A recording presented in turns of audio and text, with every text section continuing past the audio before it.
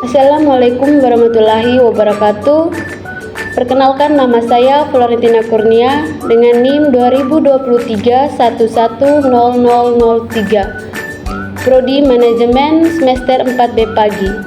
Di sini saya akan menjelaskan terkait struktur organisasi dan proses rekrutmen tenaga kerja dalam perusahaan. Di sini saya akan menjelaskan terkait dengan konsep utama pada aspek manajemen. Yang pertama, perencanaan atau planning. Perencanaan merupakan proses menetapkan tujuan dan menentukan cara terbaik untuk mencapainya. Ini melibatkan pengambilan keputusan tentang apa yang perlu dilakukan, bagaimana, kapan, dan oleh siapa. Yang kedua, pengorganisasian atau organizing. Pengorganisasian merupakan proses mengatur dan mengalokasikan sumber daya manusia, keuangan, material, dan informasi untuk mencapai tujuan yang telah ditetapkan. Yang ketiga, pengarahan atau leading. Pengarahan merupakan proses motivasi, membimbing, dan mempengaruhi anggota organisasi untuk bekerja sama mencapai tujuan yang telah ditetapkan. Yang keempat, pengendalian atau controlling. Pengendalian adalah proses memantau kinerja, membandingkan dengan standar yang telah ditetapkan, dan mengambil tindakan korektif jika diperlukan. Yang kedua, kebutuhan tenaga kerja. Kebutuhan tenaga kerja merupakan jumlah dan jenis tenaga kerja yang dibutuhkan oleh suatu organisasi atau perusahaan untuk menjalankan kegiatan operasional bisnis secara efektif dan efisien. Jenis-jenis kebutuhan tenaga kerja yaitu kebutuhan tenaga kerja berdasarkan jumlah, kebutuhan tenaga kerja berdasarkan keterampilan, dan kebutuhan tenaga kerja berdasarkan waktu. Analisis kebutuhan tenaga kerja dalam studi kelayakan. Yang pertama, kebutuhan tenaga kerja. Kebutuhan tenaga kerja merupakan perkiraan jumlah dan jenis tenaga kerja yang dibutuhkan oleh suatu proyek atau bisnis untuk mencapai tujuannya. Tujuan analisis kebutuhan tenaga kerja yaitu memastikan ketersediaan tenaga kerja yang cukup. Yang kedua, mengidentifikasi kesenjangan keterampilan. Yang ketiga, merencanakan rekrutmen dan pelatihan. Yang keempat, mengoptimalkan biaya tenaga kerja. Faktor yang mempengaruhi kebutuhan tenaga kerja yaitu: yang pertama, skala bisnis. Skala bisnis mengacu pada ukuran dan jangkauan suatu bisnis yang biasanya diukur berdasarkan volume penjualan, jumlah karyawan, pangsa pasar, atau aset yang dimiliki. Yang kedua, jenis industri. Jenis industri mengacu pada klasifikasi bisnis berdasarkan jenis produk atau jasa yang dihasilkan. Yang ketiga, teknologi. Teknologi mengacu pada penerapan ilmu, pengetahuan, dan rekayasa untuk memecahkan masalah dan menciptakan nilai tambah. Yang keempat, ketersediaan tenaga kerja. Ketersediaan tenaga kerja mengacu pada jumlah dan kualitas tenaga kerja yang tersedia di suatu wilayah atau pasar. Ketersediaan tenaga kerja dapat mempengaruhi kebutuhan bisnis dalam memilih lokasi, jenis industri, atau teknologi yang akan digunakan. Struktur organisasi dalam perusahaan merupakan sistem yang menjelaskan bagaimana tugas-tugas dibagi, dikelompokkan, dan dikoordinasikan dalam suatu perusahaan. Struktur ini penting untuk mencapai tujuan perusahaan secara efektif dan efisien. Ada pula jenis-jenis dalam struktur organisasi antara lain. Yang pertama, struktur fungsional. Struktur fungsional merupakan jenis struktur organisasi yang paling umum Dalam struktur ini, organisasi dibagi berdasarkan fungsi-fungsi utama seperti pemasaran, produksi, keuangan, dan sumber daya manusia.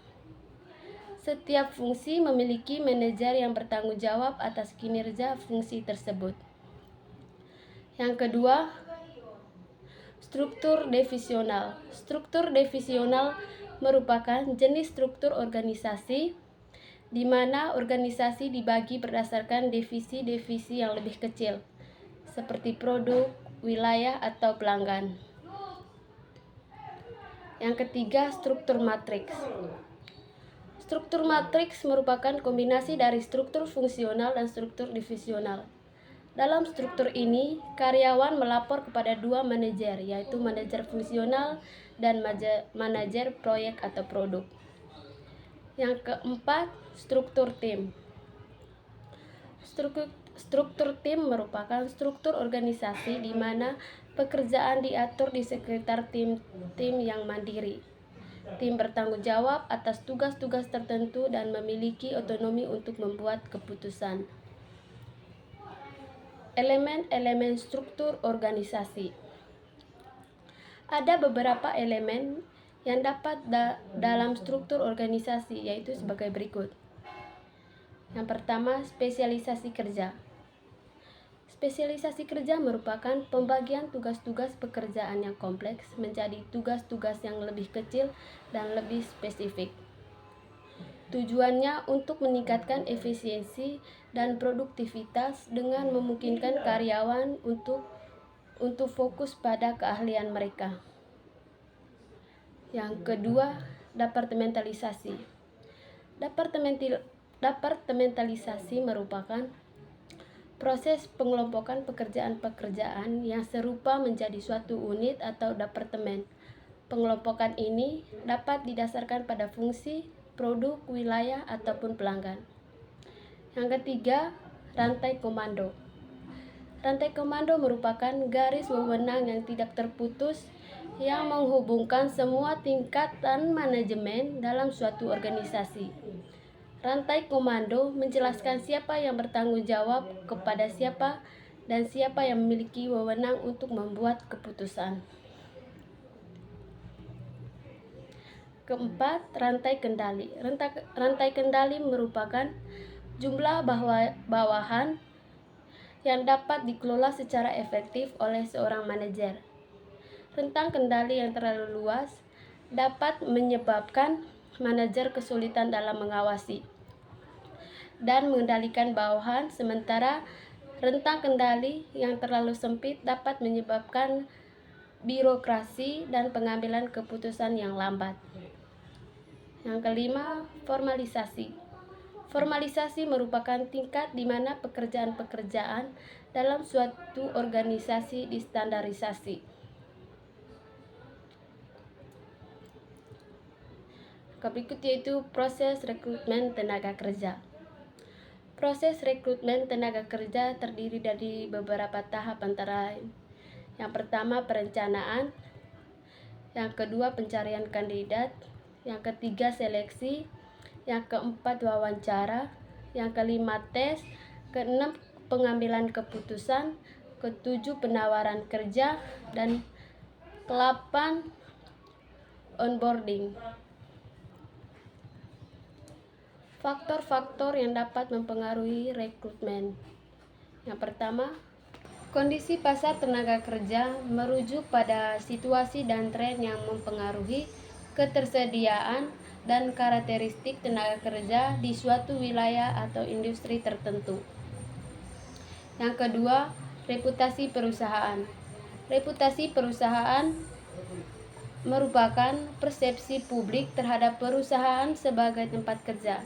Reputasi yang baik dapat membantu perusahaan menarik kandidat terbaik, sementara reputasi yang buruk dapat membuat rekrutmen lebih baik. Yang ketiga, strategi bisnis. Strategi bisnis perusahaan juga mempengaruhi kebutuhan tenaga kerja dan proses rekrutmen.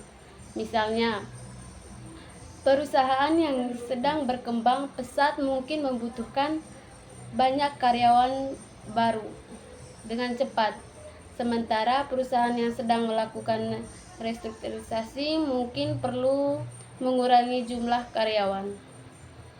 Yang keempat, anggaran. Anggaran yang tersedia untuk rekrutmen juga merupakan faktor penting yang perlu dipertimbangkan. Anggaran yang terbatas mungkin mengharuskan perusahaan untuk menggunakan strategi rekrutmen yang lebih hemat biaya, seperti memanfaatkan media sosial atau bekerja sama dengan perusahaan lain. Yang terakhir yaitu kesimpulan. Struktur organisasi dan proses rekrutmen adalah dua hal yang penting dalam memanajemen sumber daya manusia perusahaan.